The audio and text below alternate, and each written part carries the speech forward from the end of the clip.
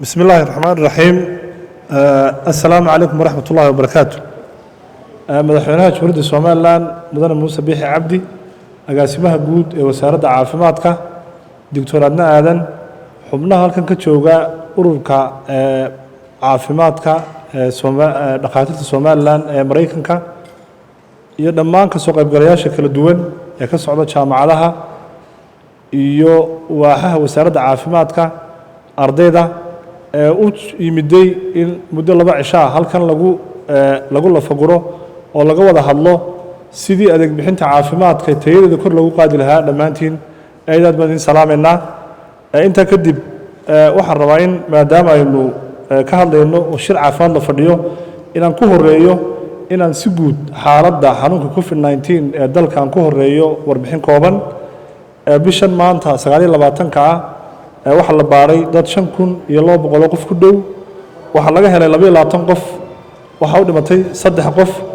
waxaan aaminsanahay waa markii ugu hooseysay dadka xanuunkan uu ku dhacayo na soo marta laba jeer hore oo ayna soo mareen laba mowjadood oo kala dambeeyay oo tii dambe dhimashadu badnayd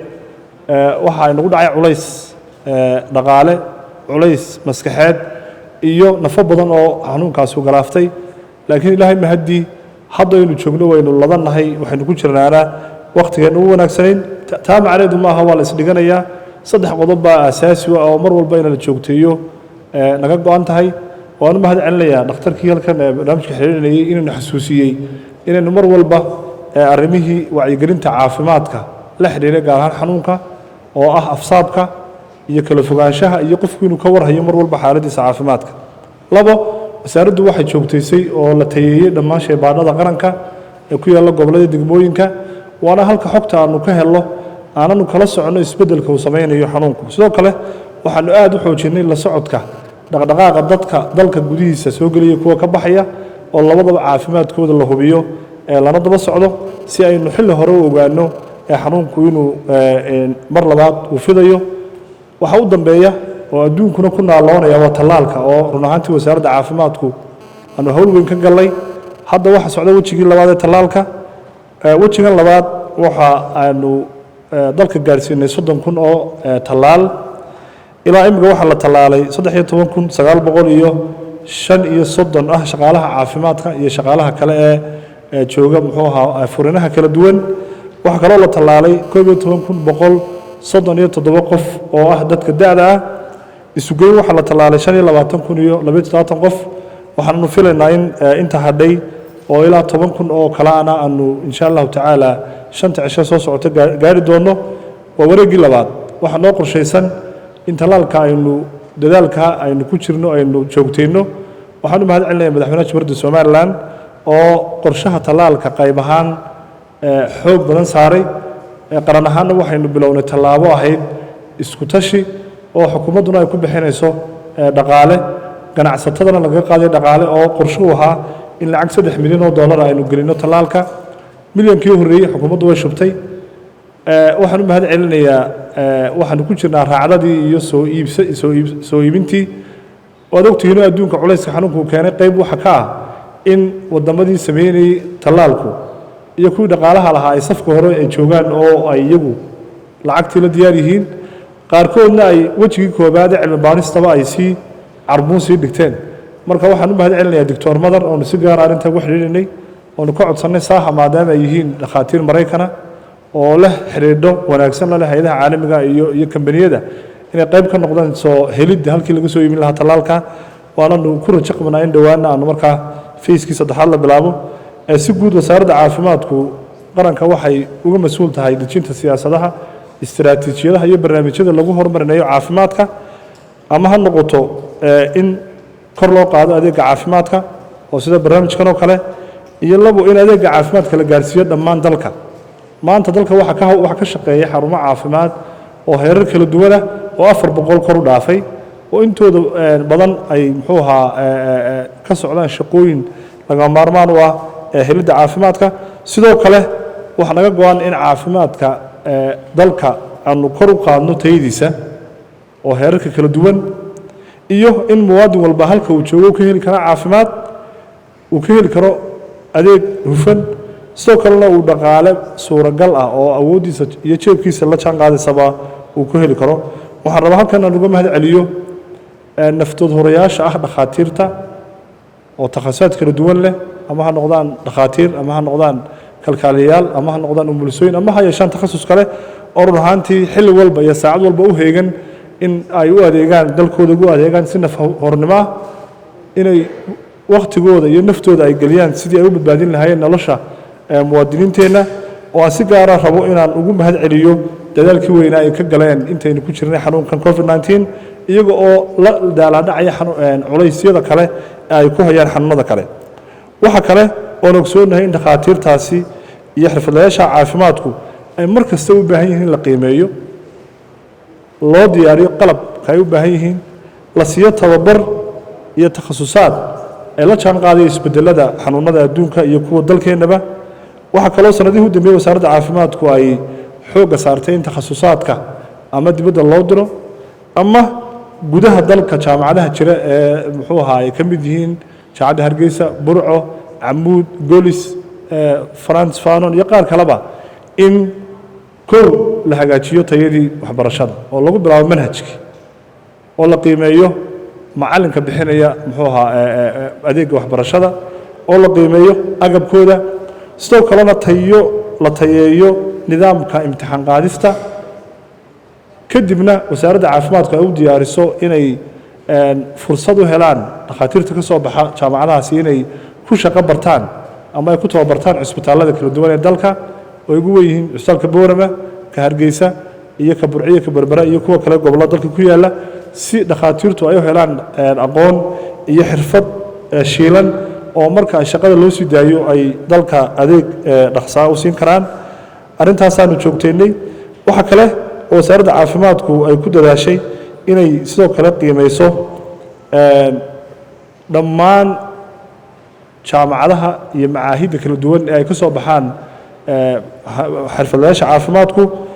sanadkii 2019 waxaa la sameeyey qiimeyn dhammaystiran oo lagu sameeyey jaamacadaha oo la eegay manhajka agabka iyo muxuu ahaa waxbarashada macallimiinta iyo sidoo kale la eegay istiraatiijiyadaha iyo muxuu ahaa halkay higsanayeen jaamacadahaasi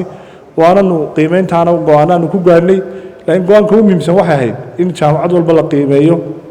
qiimahana lagu tayeeyo lagu daba socdo oo lagu dabagalo maanta halkaan joogno waxaa 156 dhakhtar oo ka soo baxay jaamacadaha dalka ayaa wasaaradda caafimaadku ay siisay fursadda internshipka ama shaqada inay wax ku bartaan oo cisbitaalladeena ka howlgala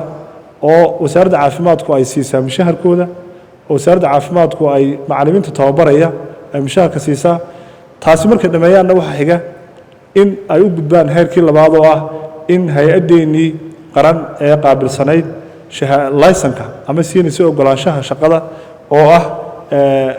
hay-addii u qaabilsanayd in qofku markuu jaamacadda ka soo baxo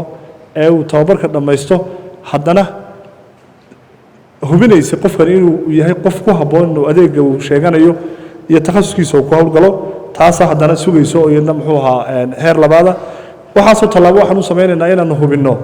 qofka dadkeena daweynaya ama dibadda ha ka yimaado ama gudaha ha jooge inuu noqdo qof kow aqoontii leh labo xirfaddii loo baahnaa leh saddex leh aragtida aynu u baahannahay ee qofka dhakhtarkii inuu yeesho oo ay ugu horreyso lexjeclada naxariista xogta qofka inuu ilaaliyo iyo inuu noqdo qof ka horreysiiyo naftiisa muxuu ahaa bukaanka ka horreysiiya oo waxa weeye arrinta saddexdaa qodob baanu iyaan xooga saaraynaa halkan waxaan rabaa inaan ugu mahad celiyo ururkan oo run ahaantii sidii horeba loo sheegay waxqabadkoodu aanu maanta bilaamin xanuunkani markuu bilaabmay saddex shay oo muhiim inaga caawiyeen kow in wasaaradda caafimaadku ay hesho xog maalinle ah oo la xidhiidha isbeddelka xanuunka uu samaynayo oo cilmi baadhisaha ay ka hadlayeen oo la soo koobay intaanu isku aragno muxuu ahaa video call ama zoomka ayay noo sharxi jireen halka wax marayo xanuunka noocuu yahay fayraska socda sida looga hortegayo sida loo daweynayo wax badan ka qaata run ahaantii dadkeena in la badbaadiyo waxaananu xiriir hoose ka dhexaysiinay iyaga iyo dhakhtarada kale ee hawsha gacanta ku hayay labo waxay ku dadaaleen in intii karaankooda ah ay waqtigooda iyo dhaqaalahoodaba u huraan sidii qalabkii laga maarmaanka ahaa ee xanuunkan lagula dagaalamayay loo heli lahaa ama ha noqdaan haamihii oxygen-ta lagu kaydinayay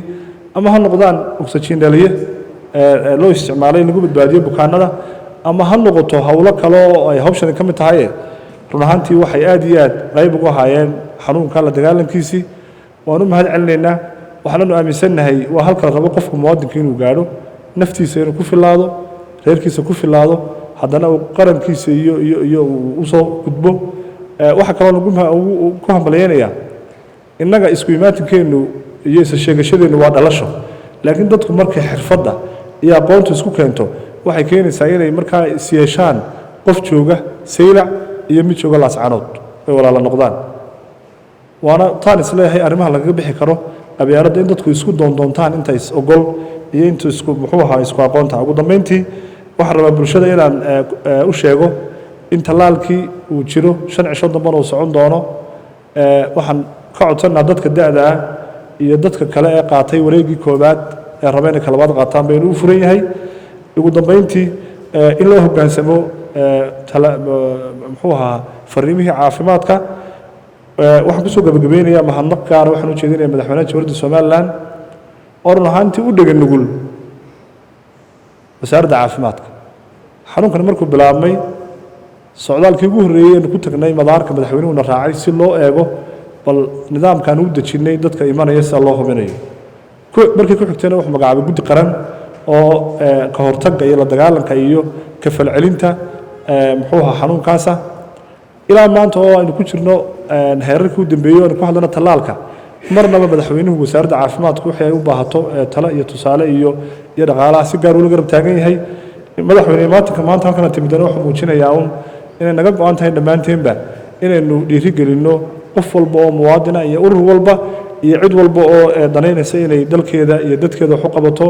aad ku mahadsan tahay wasalaamu calaykum waraxmatullahi wabarakaatu